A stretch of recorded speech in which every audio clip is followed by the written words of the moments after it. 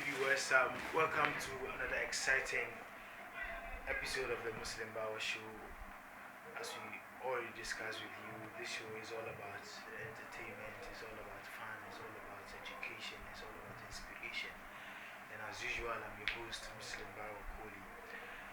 Today on our set, we have one brother of ours who has been doing a very good job with regard to humanitarian service or humanitarian job.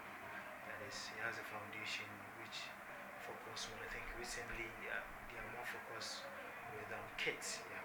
So he is in the name of Maswud Mohammed Siba. We all know him. Some know him by name Maswud, some know him by name Mohammed. So he has a lot of, and then the other one, Serki Maka, and then the Mad Tungu boy. I think they are doing a very good job. So without pushing much, let's just go to him and then hear from him. Well, welcome on the show. Oh, thank you. Actually, I just mentioned your name and then we would wish you just chip in a bit for us to know you more. Alright, so my name is Maswud Siba Mohammed, as you all know. I'm 28, heading towards 29 and all. I graduated UCC last 2 years, currently working with Amakum Veterinary. I think that's about all. Okay, he seems that is it. I think that's what he can give us for now. Before then, my producer made it clear to me you are into this back to the community foundation. Back to the community foundation. So I wanted you to just chip in a bit with regard to back to the community, the history behind it, how you set it up, your motive, your plans. Alright, so back to the community started way back when I was in the university, somewhere 2016. That's when I actually cultivated the thoughts of bringing up something like an organization that would, in a way, serve to help the community. That is, we as students giving back to the community that we came from. Yeah, exactly. So the reason, the brain behind back to the community, then being a fishery science student, during that period when I was in school, we got to realize that there was a whole lot of issues going on within the communities that we never really paid attention to, or probably some people did pay attention to, but nobody was ready to work on. One of the issues included galamsey operations, which was practically wasting our water. And as at then, the statistics then between, I think 2015, 2016 showed that in few years to come, the water bodies within Ghana would eventually lose their validity, as in they would all be exactly the animals in the water would be endangered, but the water in itself would lose its quality for drinking, and so it would become harmful to the general public. And so within that period, I talked to a few friends. Back then, I remember calling one of my friends who happens to be Ban, and then Solomon. We discussed it at length, and then we got to realize that if we could put in one or two things together, we could, in a way, try to educate the people that were living within the various communities who, as at then, were the culprits and also the victims. Because if you look at the situation, most of the people then didn't really have a good standard of living. And so the idea that the galamsey operations was going to give them money was good enough for them to do any job as at then. And so most of them had that intention that if they ventured into galamsey, eventually they were going to work. But they never really thought of the repercussions that their actions was going to have on the general community. Exactly, and then the ecosystem as well. So we thought, and then we designed a program that was to educate almost all the people within the areas within the areas where we could find water bodies, main sources of water and all that. And then I think if I remember quite well, I had the proposal done. I sat down. Then we were so many, but my colleagues didn't have, should I say, the passion. It was more like me trying to give them the passion Okay. to do what Yes. I had in mind. Exactly. So I was pushing them to do more. And so then I sat down, wrote the proposal, and then sent it to the Ministry of Fisheries and Aquaculture Development. And then I think I sent one to the Ministry of Fisheries and Agriculture. Quite fortunately for me, the Ministry of Fisheries, the Ministry of Food and Agriculture did respond to my letter, but the response was that they were not in the capacity to sponsor the program I had drawn. But if I could rewrite the same proposal and then address it to the Agric Development Bank, which I never really did, because as at then, the people I had called in to help me do the education or to push the program forward eventually lost their should I say interest, sort of. They weren't really into it as much as I was. Exactly. And most of them were actually looking towards the money that would come out. But when you're really looking for something good, you don't think of the money. Exactly. So we had to go through a whole lot initially, and then when I realized they weren't ready, I just had to put a hold on whatever we were doing as a thing.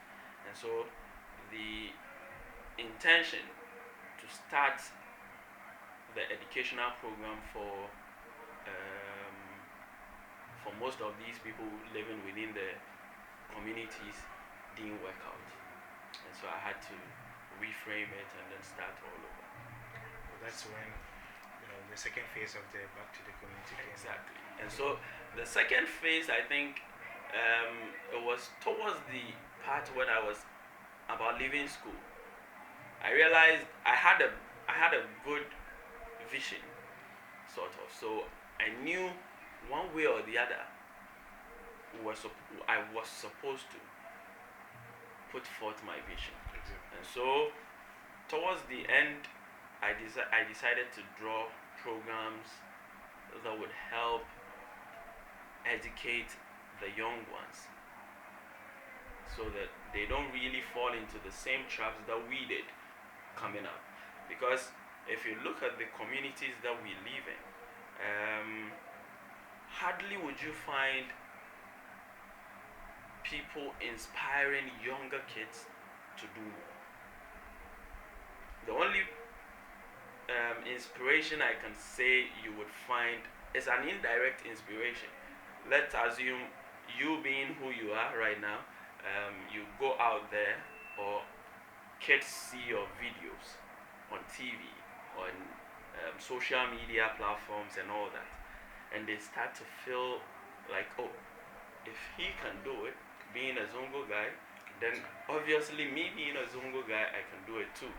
So that's the kind of inspiration we've been having all this while. But assuming we had close contact with the kids, it's highly likely that they would develop, they could do more. Exactly. And then develop. Okay. So taking that into consideration, it means the organization is more into mentorship and education. For now, that's what we are actually into, mentoring the kids, educating them. But with the education aspect, we are not really looking into teaching them ABC and all. No. what we are doing is we are trying to elevate them, get them to use their brains more, exactly, like try to work things that usually the school doesn't do.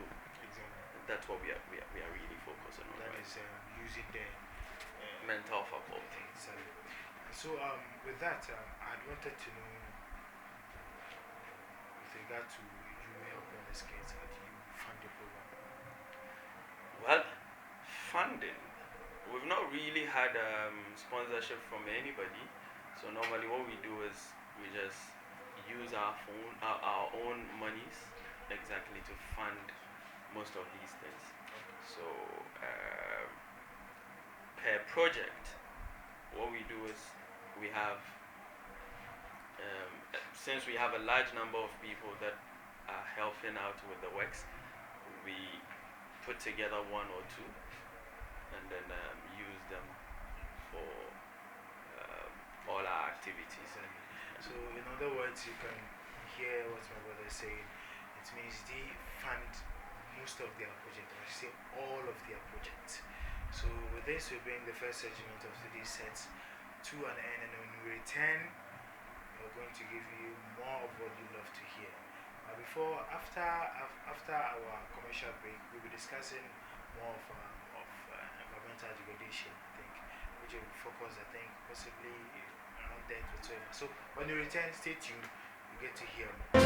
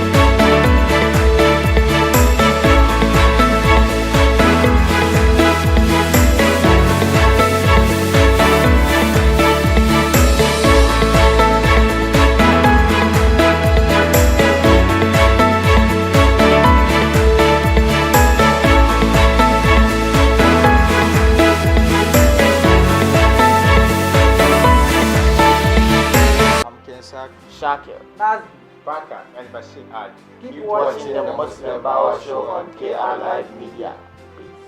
Sunana Hajj Bawakoli, founder and KR Foundation. Zan kira 'yan wayena ku dinga duban show Muslim BAWA akan KR Live Media kowane Asabar 8 o'clock p.m.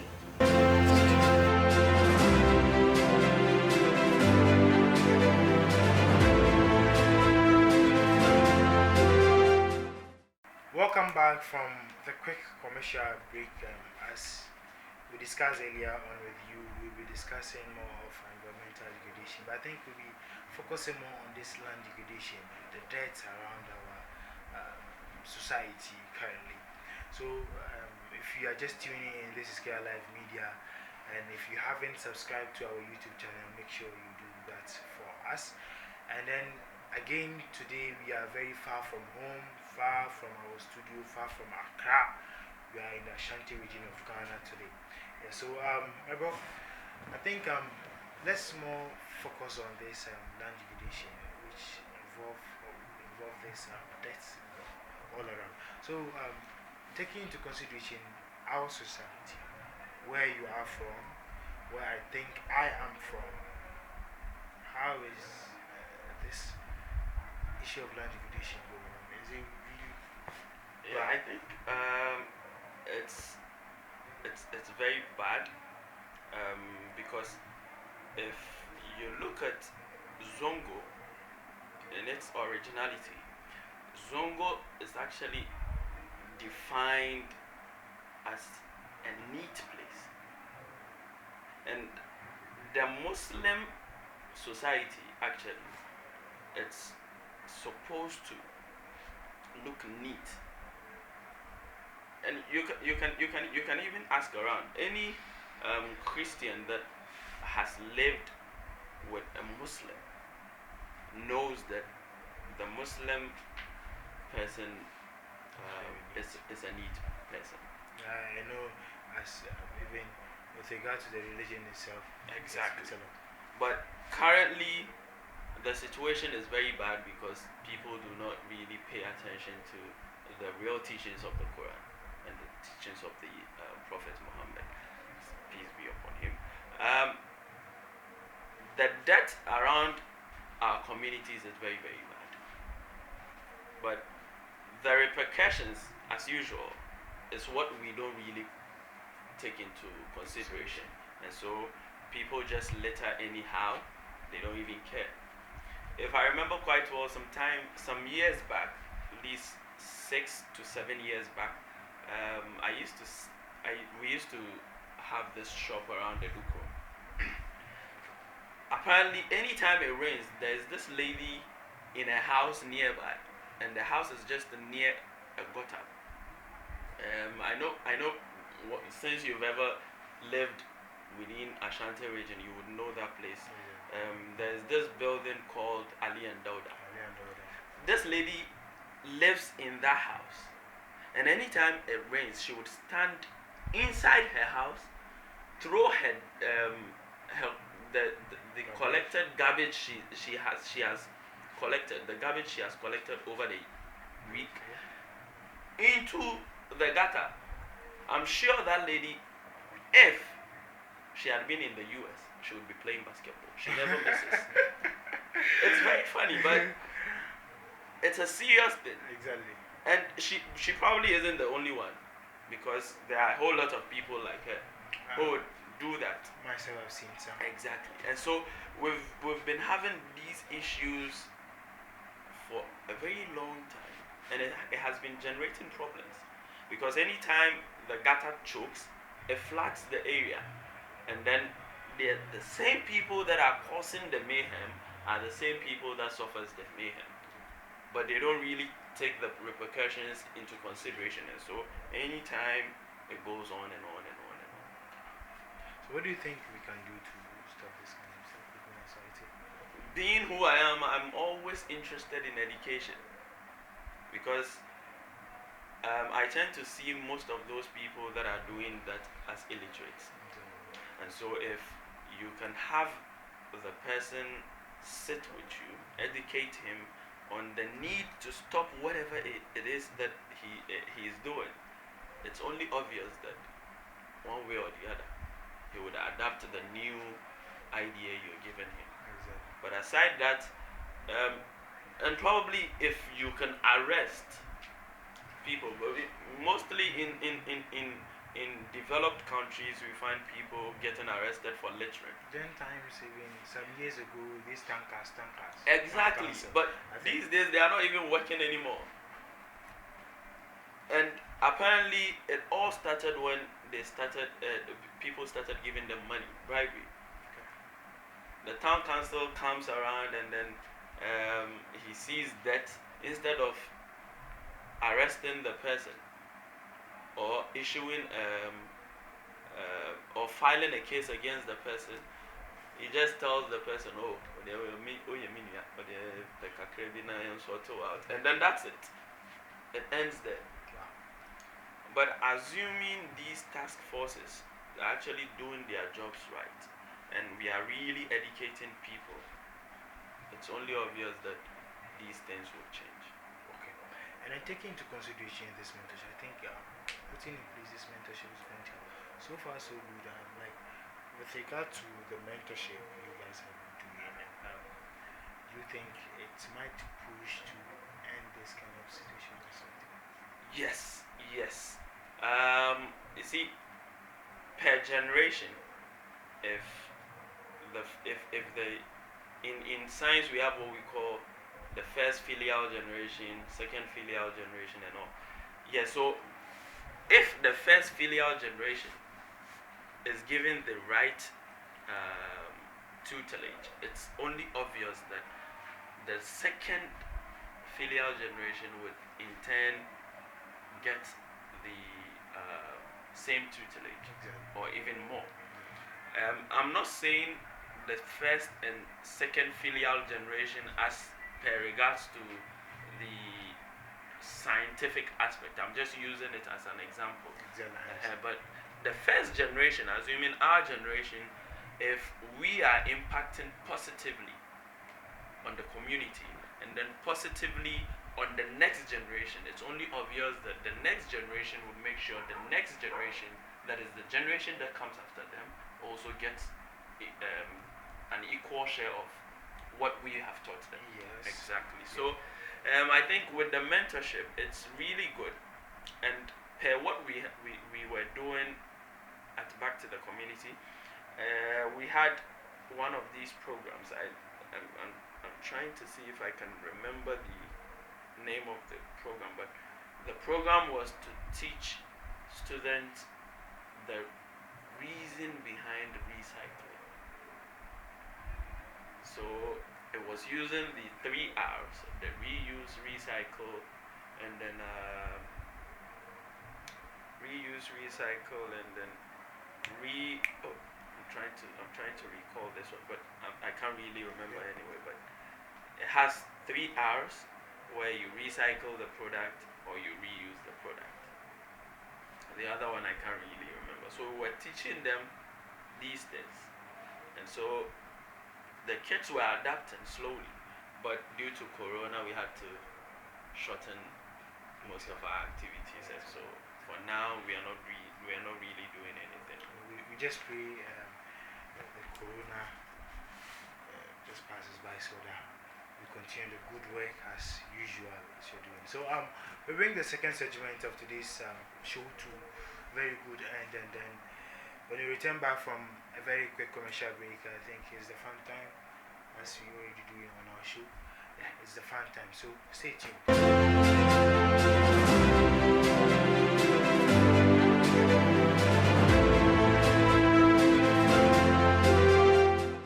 The Muslim BAWA Show is brought to you by Wellbeing Body Talk, Hylia's Glamorous, Susanat Bleach, Shanti Creation, Holy Special, Haskina Believer Enterprise, and Z Bakery.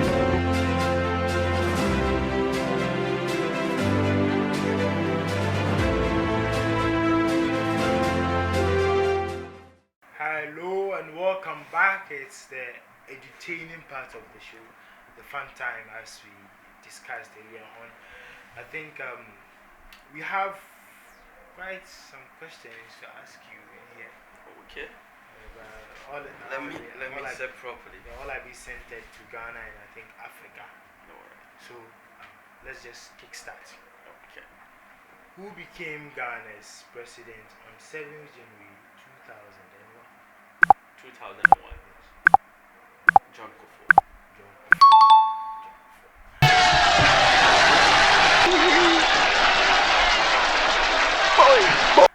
You see the mature pen watching. Oh, good. John Kufuor. Like Okay, okay. Let's just kill this. Who overthrew the government of Kofi Buzia and established a military rule in Ghana in 1972?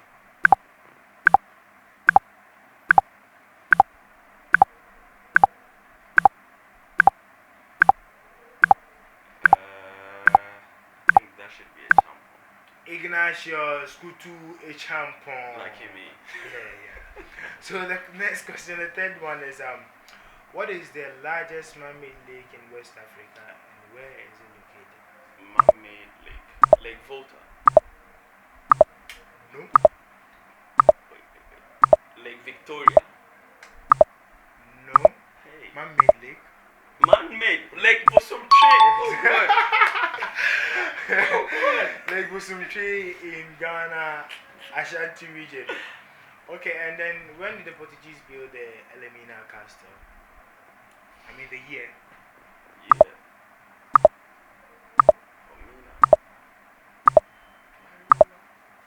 Coming from somebody who's attended UCC years, 4 years. Oh boy, I have to answer this one. You have to. If you don't, I think we must take back your certificate. 1482. 1482. That is the answer. So we are done with the questions for now. It was fun, dude. It was fun. You had 3 out of 4. Lucky me. So the producer worked on that. So do you have any last word for us? Well, I think I would thank your viewers. And I would want to thank KR Live for this wonderful opportunity, the Muslim BAWA show for this very, very wonderful program that you're doing. And I pray and hope that what we have put forward and what you have also put forward would generate into something bigger. Amen. And then the kids that are coming, up and coming kids, would eventually follow the footsteps that we are leaving behind. Amen. You know. Amen. Yeah. So thank you. We are also grateful. So do you mind dropping the social media handles? I mean, for back to the community and then yours. Okay. So the social media handle for Back to the Community on IG is at BTC Ghana, and then mine is Mo underscore Maswud, Maswud. That's on IG. Yeah, that's for IG. For Facebook is Back to the Community Ghana, and then my Facebook handle is Maswud Siba Mohammed. And what else? I think That's it for now. and Twitter. Okay. Twitter, we don't have a. I think we used to have one for Twitter. Back to the Community, we used to have one for Twitter, but I'm not really sure. I remember the handle, but it should be at BTC Ghana too. So you are more into this Facebook and IG. Yeah, So if you want to follow most of their projects, I think you've been on Facebook, is Back to the Community Ghana. Yeah? And then Instagram is At BTC Ghana. Exactly. And then we say a very big thank you for being on our show. Thank We you. are really grateful. And then we also want to make it clear to you, if you are not part of the family of the Care Live Media on YouTube, make sure you subscribe to our YouTube channel, it's Care Live Media. On Facebook is Care Live Media. On Instagram is Care Live Media. On Twitter is Care Live Media. And then our website is www.carelives.com. The lives, as usual, is livez.com. So a very good thank you, and then a very appreciating, warming thank you to my crew, my director, chemist, my DOP, NS, my DOP, second DOP number 2. My team is growing, so exactly, I have second DOP who is Supremo, and then my producer, that is Sarota GH. And then with this, we bring today's show to an end, and we say peace.